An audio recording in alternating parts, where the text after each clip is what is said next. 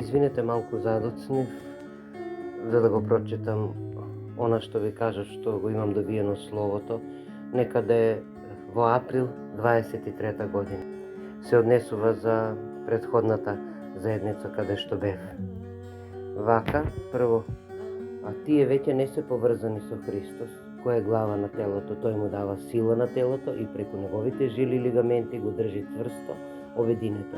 Тоа духовно тело може да расте само ако се храни од Бог. Колосјани 2:19.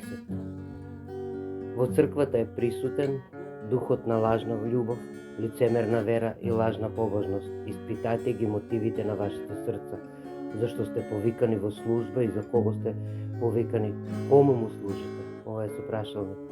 Христос е глава на црквата. Вие како органи во телото сте поврзани со Него.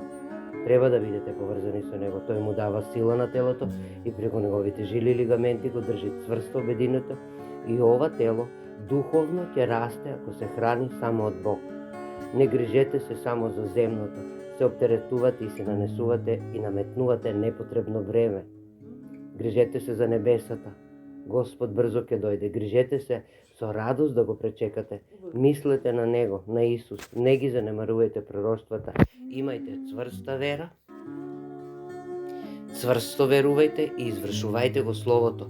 Зборовите што излегуваат од вашата уста нека не бидат како во ветар, а вие да се лулеете де лево, де десно, навидом љубов искажувате, самите се залажувате. Во црквата е присутно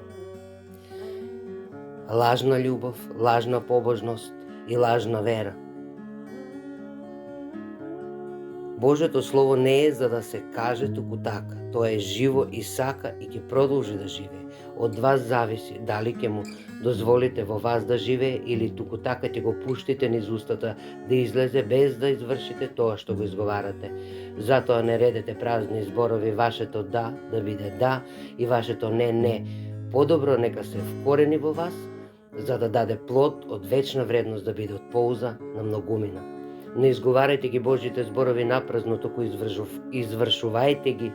Барајте го Царството Небесно, се друго ќе ви се придодаде. Не трупајте си богатство на земјата, каде рѓа и молци ќе го јадат. Не занемарувајте ги пророштвата, пак велам. Купете си маз за очите, намачкајте ги за да прогледате.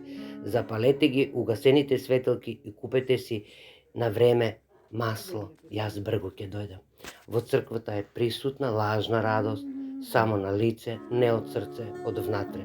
Му служите со обврска и службите ги извршувате без цел од мене поставена. Испитајте ги мотивите на вашите срца, зашто сте повикани во служба да му служите нему, на Исуса. А вие на кого му служите? Многу ви дадов, а на кој му е дадено многу и многу се бара од него. Не бидете како застарена вода, нели гледате дека правам нешто ново во вас. Стани и засвети, а јас ќе бидам со вас. Никогаш нема да ве напуштам.